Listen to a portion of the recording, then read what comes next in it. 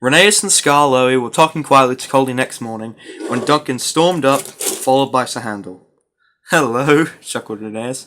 "Here we go." "I nearly came off," fumed Duncan. "Those coaches pushed me.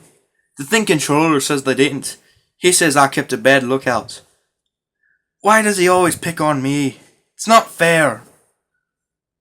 Scarloey said nothing. He just winked at Rheneas. "As we were saying, Coldy," he said, "you had 2 coaches on your trial trip. Do you ever take more?" "No. Our line is so steep that we're only allowed 1.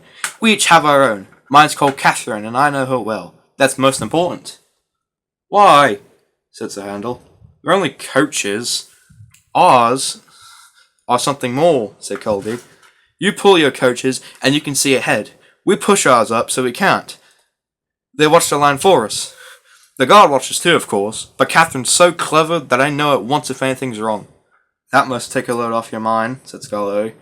"But not enough my buffers. Climbing's hard work and needs a lot of steam. My fireman and I have a tiring time. Coming down is very different. Catherine and I just roll. We need no steam for that." "I should like that with the automatic brakes. Sounds like a rescue." "That was just the mistake poor Godred made." "Who?" asked the little engines. "Is Godred?" "Godred was our number 1. He was named after a king. Perhaps that went to his smoke box and made him conceited. He never kept a good lookout. He'd roll down the line looking anywhere but at the track. 'You'll have an accident,' I told him. 'I've got automatic brakes, haven't I? And driver's got his air brakes. What more do you want?' 'More sense from you,' I said. 'No engine can stop at once if he isn't ready to obey his driver's control.'"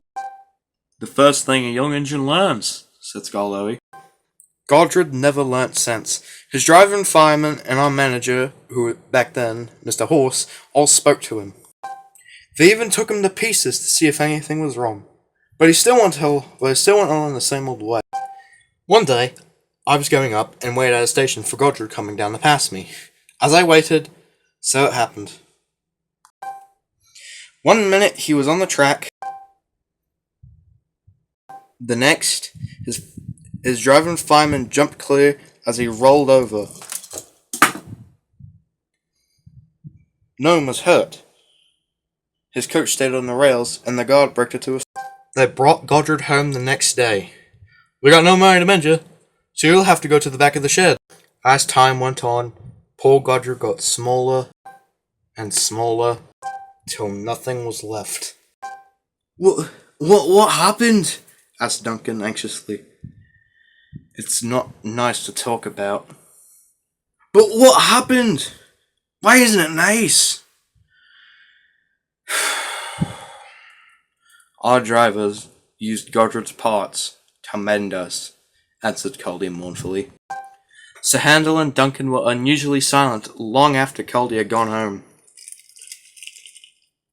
But neither Scarloey or Rheneas mentioned that Coldy had made the story up. Or did he?